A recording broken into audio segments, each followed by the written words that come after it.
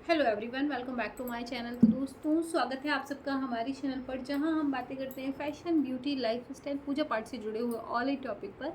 और मैं आपके साथ शेयर करती हूं अपनी लाइफ का एक्सपीरियंस। तो दोस्तों, हरे कृष्णा, राधे राधे। कैसे हैं आप सब? आशा करती हूँ आप सभी लोग अच्छे होंगे। मैं भी बिल्कुल ठीक हूँ। और आज का वीडियो नवरात्रि से संबंधित है। क्योंकि मैं हर साल एक चीज़ देखती हूँ, नवरात्रि के बीच में बहुत सारे कमेंट आते हैं कि दीदी हमारा जौ नहीं निकल पा रही है, या ऐसा हो गया या वैसा हो गया, हम क्या करें, कैसे करें, देवी जी नाराज़ तो नहीं है। तो मैं उस पर ये वीडियो इनफैक्ट डेलिकेटेड है। इनफैक्ट ये आपकी प्रॉब्लम्स पर डेलिकेटेड है कि आपको कैसे जो है वो डील करना है। ठीक है। वैसे अगर आप डिटेल में देखेंगे तो हमारे चैनल पर वो सभी वीडियो अपलोड हैं जो आपकी समस्याओं से संबंधित है। जैसे कि नवरात्रि का खंड दीपक जलाया, उसमें बात ही छोटी हो गई। हमने जौ बोई थी, हमारी जौ निकली नहीं। हमने कलश में पानी रखा था, हमारे कलश का पानी सूख गया। तो इस तरीके की बहुत सारी समस्याएं। तो इन सभी पर अलग से डेलिकेटेड वीडियो मैंने बनाया हुआ है कि आप एक एक समस्या को अपनी तरीके से देखें, वॉच करें, देखें कहाँ पे मिस्टेक हो रही है, कहाँ से आप चूक हो जा रही है, और कहाँ से जो है वो पूजा के बीच में। देखिए, एक चीज़ मैं आपको बता दूं, मैं मतलब हमारे चैनल पे बहुत सारे लोग इस बात को जानते हैं। मैं कोई लोलो चोपो की बात नहीं करती, किसी से कोई फालतू की बात नहीं करती हूँ। नहीं, ये नहीं, ऐसे नहीं होगा तो नहीं, इसका ये उपाय है, नहीं। पूजा पाठ में कभी कोई शॉर्टकट नहीं होता है, पहली चीज़। दूसरी चीज़ ये कि एक बार हमने किसी विधि के साथ किसी चीज़ की स्थापना की, और अगर वो उस समय हिल डुल गई, या फिर वो अपनी स्थापित किए हुए स्थान से हिल डुल गई, तो फिर वो पूजा आपकी वहीं पर खंडित हो जाती है। हाँ, अब आप क्या कर सकते हैं? चूँकि खंडित हुई पूजा, चूँकि आपने स्थापना की थी, कोई चीज़ हिली डुली, खंडित हुई, उसका दोष लगता है, तो उसको कहते हैं सीरा निकालना। तो हम उस दोष से बचने के लिए उससे संबंधित कुछ दान जो है वो गरीबों में दान कर देते हैं और ईश्वर से क्षमा मांग लेते हैं। ये एक रास्ता तो है, लेकिन ये हर बार का उपाय नहीं है। ऐसा नहीं कि हर बार ऐसा हो रहा है तो आप हर बार बस ये कर ले रहे हैं, नहीं, ऐसा नहीं। हमें अपनी गलतियों पे वॉच करना चाहिए, देखना चाहिए कि हम कहाँ कौन सी मिस्टेक कर रहे हैं, उन्हें हम अगली बारी ना करें। जैसे सबसे बड़ी मिस्टेक जो कमेंट मेरे पास आता है कि दीदी हमने जौ बोया, हमारे जौ नहीं बोए। इसके 3 कारण हैं, बहुत मोटे मोटे 3 कारण हैं। आप इन्हें अगर समझ लेंगे तो फिर ये कभी होगा ही नहीं आपके साथ। सबसे पहले, आप जो भी गेहूँ, जौ, धान जो भी बोने वाले हैं, एक काम ये करें कि उसको बोने के कम से कम 2-4 दिन पहले ले आएँ, और थोड़ा-सा भिगो के एक अलग स्थान पर बोकर देख लें।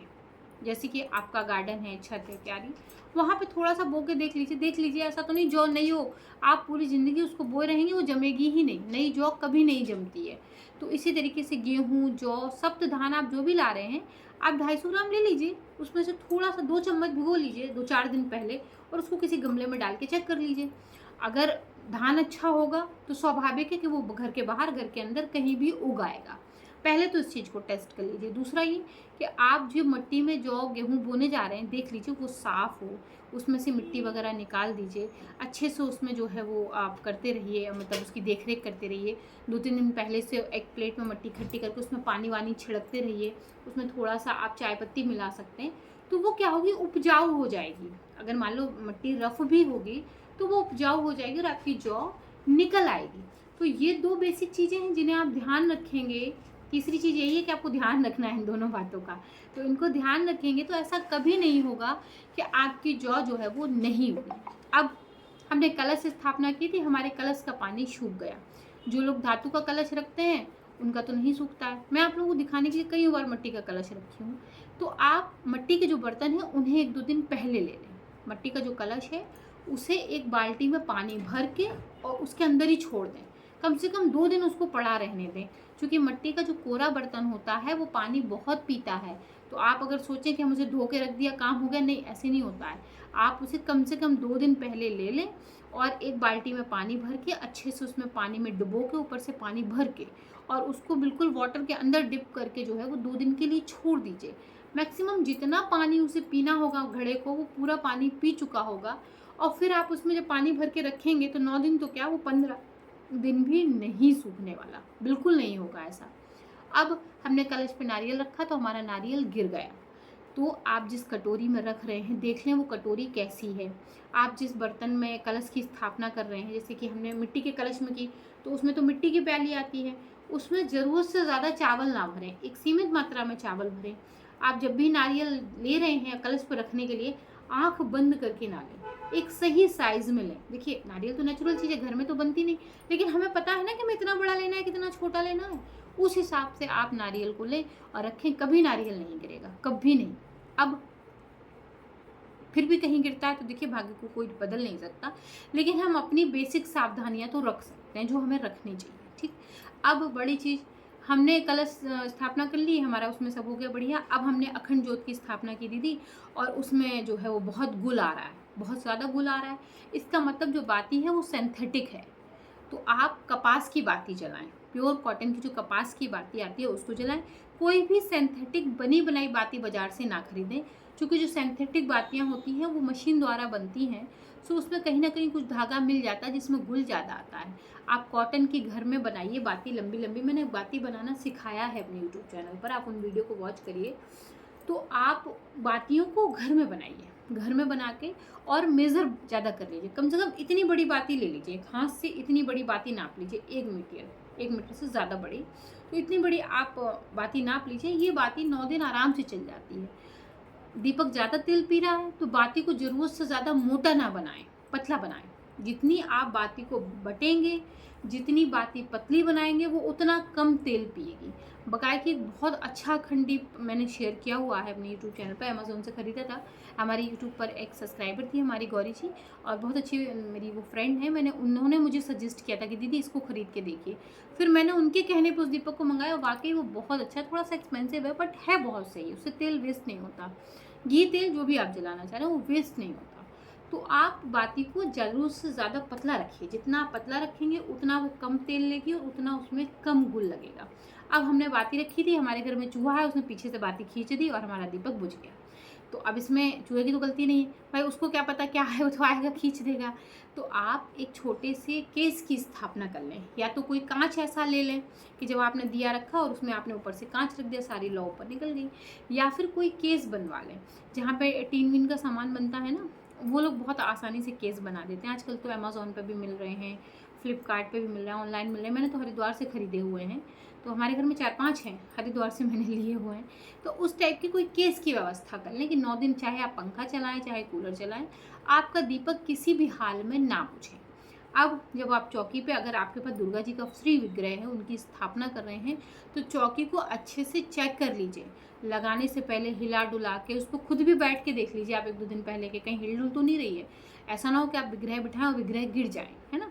तो आप चौकी को अच्छे से एक बार चेक कर लीजिए, साफ़ सफाई कर लीजिए सारी, तो उसमें आपको पता चल जाएगा। अब मेरे पास बहुत सारे लोग कमेंट आता है, दीदी हम व्रत थे और हमें ना किसी ने कुछ खिला दिया, हमने खा लिया, हमारा व्रत टूट गया। तो देखिए ये तो अपने संयम की बात है, इसीलिए तो कहते हैं व्रत, पूजा पाठ, साधना, ये सब संयम के साथ होती हैं। आपके अंदर जितना संयम होगा उतने सरल तरीके से आप व्रत, पूजा पाठ को आगे बढ़ा पाएंगे।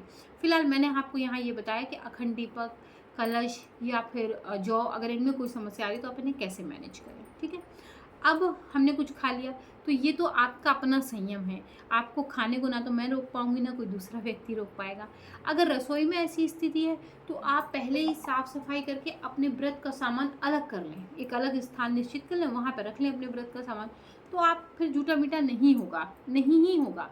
बकायदे अगर आप संयम से रहेंगे, जैसे नवरात्र के व्रत में, और नवरात्र का व्रत नहीं, कोई भी पूजा हो, कोई भी पाठ हो, कोई भी जप हो, तप हो, हवन हो, अनुष्ठान हो, इसमें कहते हैं ना जब तब नियम, संयम, ब्रह्मचर्य की बहुत आवश्यकता होती है। तो ब्रह्मचर्य का पालन तो तब करेंगे जब आप संयम का पालन कर पाएंगे। और संयम सिर्फ शारीरिक नहीं होता है, संयम मानसिक भी होता है। आपको मानसिक तौर पर क्लियर है कि हाँ आप जो है ये काम नहीं करेंगे। मैं आपको बताऊँ, ये मतलब मैं अपनी तारीफ नहीं कर रही, मेरे हस्बैंड मेरे बगल में लेटे हुए सुन रहे होंगे वो। मैं आपको बताऊँ कि दिमाग मतलब कैसी चीज़ है, आप उसका कैसे इस्तेमाल करते हैं ये आप पर निर्भर करता है। मुझे जब कभी रात को 2 बजे उठना होता है, 3 बजे उठना होता है, 4 बजे उठना होता है, तो मैं सोते समय एक बार दिमाग में सेटअप कर लेती हूँ कि मुझे 4 बजे उठना है, 4:30 बजे ये करना है, 5 बजे ये करना है, 6 बजे ये करना है, फला करना है, ढिका करना है। आप जानिए अलार्म बजने के पहले मेरी आँख खुल जाती है। तो ये है आपके दिमाग से कनेक्शन, आपका अपने ऊपर संयम, आपका अपनी ज़बान के ऊपर संयम, आपका आपके शरीर के ऊपर संयम। तो जब आप अपने ऊपर संयम पा पाएंगे, तब आप ब्रह्मचर्य का पालन हो, चाहे व्रत के नियमों का पालन हो, चाहे अनुष्ठान हो, चाहे खान का पालन हो, चाहे पीने का पालन हो, सब कुछ कर पाएंगे। लेकिन उसके पहले आपको अपने ऊपर संयम तो बना के चलना ही पड़ेगा। तो दोस्तों, आशा करती हूँ कि इस वीडियो में मोटी मोटी मैंने आपकी समस्याओं को जो है वो देखा है और लिया है, और अगर आप इन बातों पर ध्यान देंगे ना, तो आपके नवरात्र में कोई समस्या नहीं आएगी। अच्छा, एक और बड़ी चीज़, कुछ लोग मुझे कमेंट करते हैं कि दीदी हम क्या ऐसे व्रत कर सकते हैं, हमने आज कर लिया, फिर कल पारण कर लिया, फिर परसों कर लिया? ऐसे नहीं होता।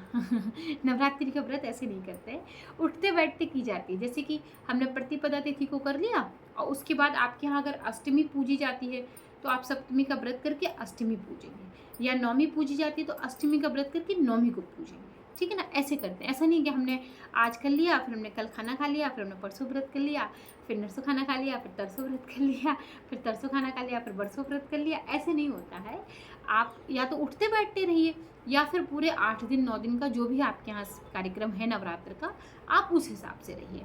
तो दोस्तों, मैं आशा करती हूँ कि ये वीडियो आपको पसंद आई होगी। अगर पसंद आई है तो मेक श्योर वीडियो को लाइक करिए, चैनल को सब्सक्राइब करिए, फ्रेंड एंड फैमिली के साथ शेयर करना बिल्कुल मत भूलिए। मैं मिलती हूँ विद अ न्यू वीडियो। तब तक के लिए Hare Krishna, Radhe Radhe and bye bye.